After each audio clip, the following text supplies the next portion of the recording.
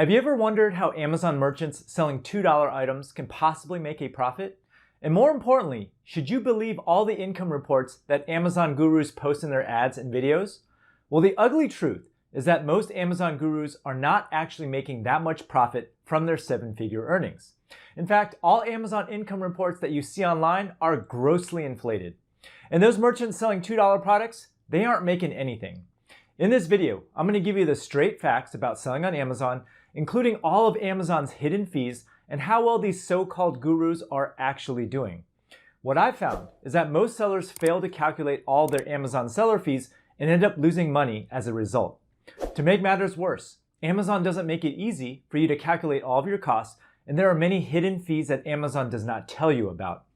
Now, because I've been selling on Amazon for many years now, I made this video to help you understand all of your costs, including all the unexpected and hidden Amazon seller fees that you probably would never have thought about.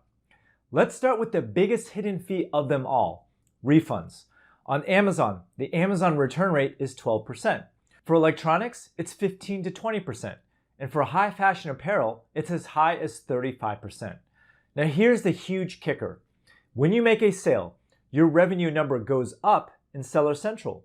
But when you get a refund, Seller Central does not decrease your revenue. As a result, the revenue numbers that everyone displays is always inflated big time. Amazon does this on purpose to make you think you're making all this money when in fact up to 35% can be refunded. Now, return costs are dangerous for most sellers because it is not always clear how to account for returns accurately. So here's the ugly truth about refunds and how they work. When a customer places an order, these are your costs. You're charged a referral fee, which is Amazon's commission for the sale, an FBA fee, which is a flat shipping fee per unit based on the size and weight, and then your cost of goods, which is the amount you pay for your product. Here's what happens when a customer applies for a refund. So first off, Amazon immediately reimburses the total price of the product to the customer before they even return it. But not only that, they also charge you for return costs.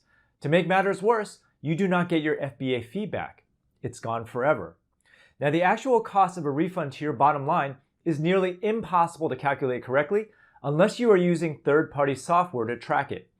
Now, I'm often asked what software to use, and I always recommend Sellerboard, mainly because it gets the job done and is by far the least expensive Amazon profit software available on the market. The tool literally starts at 15 bucks. Link is in the description below if you're interested in signing up. Anyway, just for fun, let's break down how complicated the refund calculations can get. Now, as you can see here, for many sellers, refunds can account for up to a third of your profit. So these gurus with their seven-figure Amazon income reports slash it by 20 to 30% right off the bat. Let's talk about some of the other fees.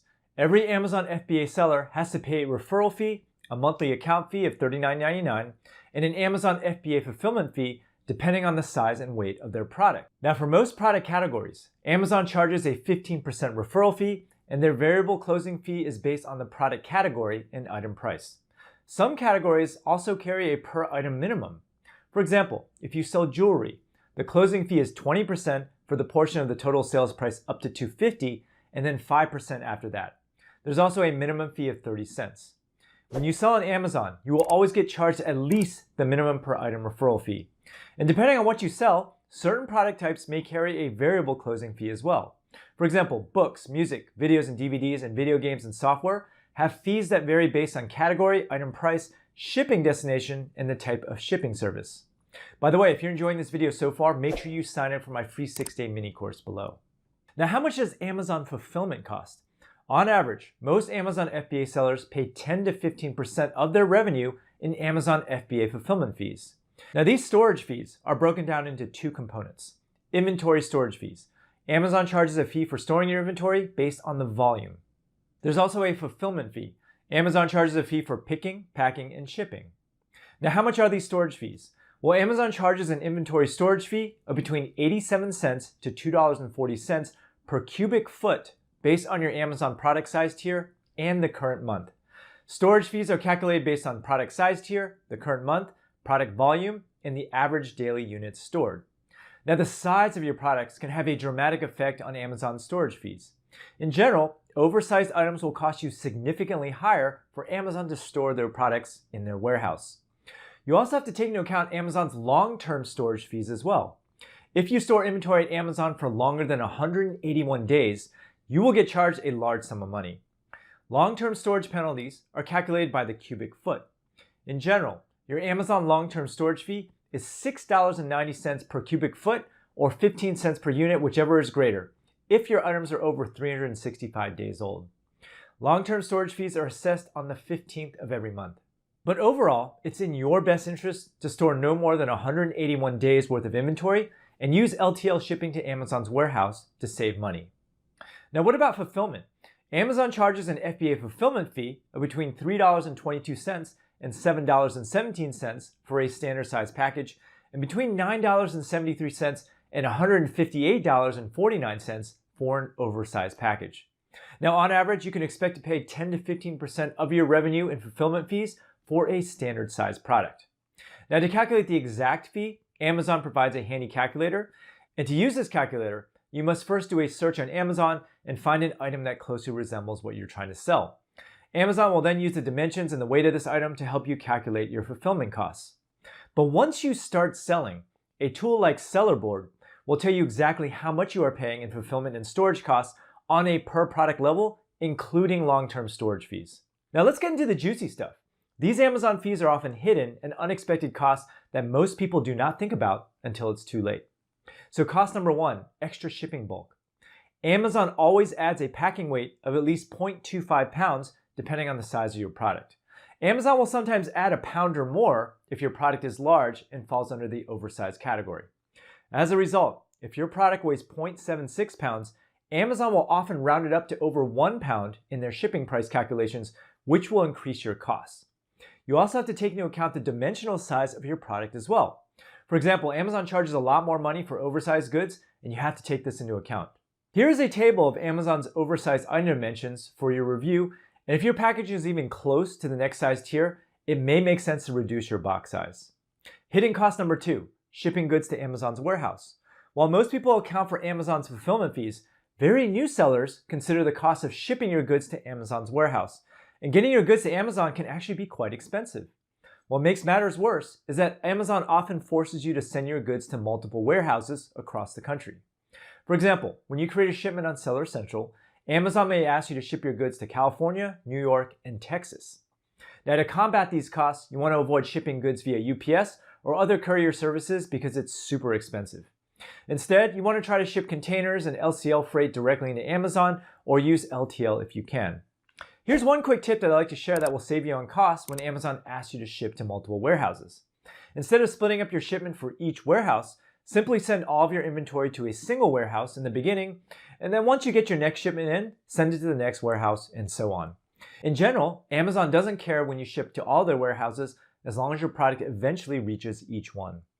Hidden cost number three, returns and damaged goods. Now, because Amazon makes it so easy for a customer to make a return, you will experience a much higher return rate selling on Amazon as opposed to your own online store. Now, we already talked about returns earlier, but what I forgot to mention is that more often than not, your product will come back as unsellable. So one year, an Amazon customer purchased many dozen napkins from us, used them for a party, and then returned the soiled napkins for a full refund. Well, guess what? We had to eat the Amazon closing fee, the Amazon FBA fee, and the cost of goods since these napkins cannot be resold. As a result, if you sell a highly returned product like clothing on Amazon, you got to take into account the return rate in your calculations. As products are returned, you should track each SKU's return rate and also the write-offs related to inventory and closing fees. Hidden cost number four, advertising. Once you list your items on Amazon, they're not going to sell on their own. You have to advertise using Amazon PPC. When you first launch your product, your advertising costs may well exceed all of your revenue. Before you run any ads, you need to know your break-even point. Again, this is where a tool like Sellerboard comes in handy because it will tell you your break-even point per click so you'll never overbid and lose money on your ads. Most people do not do these calculations. Hidden cost number five, overhead for running your business. Now, when you run any business, there's going to be some amount of overhead, and the good news is that running an e-commerce business carries much lower indirect costs than a brick and mortar store. The most common overhead associated with an Amazon business is photography, your seller's permit, product liability insurance, your business structure, trademarks, and intermediate warehouse costs. Now, to address the above costs into your calculations, you should add up all of your overhead and enter it into your Amazon accounting tool to get your net profit. Hidden cost number 6. Amazon's going to screw up and cost you money. Now, the biggest downside of selling on Amazon is that they actually screw up very often, and unless you are paying attention, you will lose money. What sucks about selling on Amazon FBA is that every now and then, Amazon mysteriously loses your shipment. Sometimes parts of your shipment get damaged on the way to Amazon's fulfillment center. Sometimes Amazon just outright loses your products. Even though Amazon will reimburse you for lost product, you have to be the one to point out a lost shipment because Amazon won't tell you by default. One time, Amazon lost several boxes of our goods and we were reimbursed for our inventory. However, 3 months later, they found our goods and then deducted the reimbursement amount from our account. Meanwhile, we lost 3 months worth of sales and had nothing to show for it. Overall, you have to watch Amazon like a hawk, and you always have to check and double check that the quantity received at Amazon matches the quantity that you sent. Let's switch gears a little bit and talk about how to save on Amazon's fees. The best way to save on your Amazon fulfillment costs is to design your packaging to be well below the oversized item category to avoid paying the extra fees. Avoid irregular shaped packaging and make sure that you send your products to yourself for inspection before doing a bulk shipment to Amazon. Then, once you do make your first shipment to Amazon, make sure that the dimensions that Amazon measures match up with your own measurements. Amazon often screws this up, and unless you are paying close attention to your bill, you may not discover that you've been incorrectly paying oversized fees until a couple of months later. Now, in the event that you find a discrepancy, make sure you contact Amazon support immediately and have them remeasure your items before you start selling them. Now, because Amazon owns the entire fulfillment channel, there's not really much you can do to save on storage costs, and you need Amazon FBA to get the Prime label. The best way to save on your storage costs is to accurately predict your inventory levels and make sure that you just aren't storing that much product at any given time, especially during the holidays. Now, is selling on Amazon FBA worth it?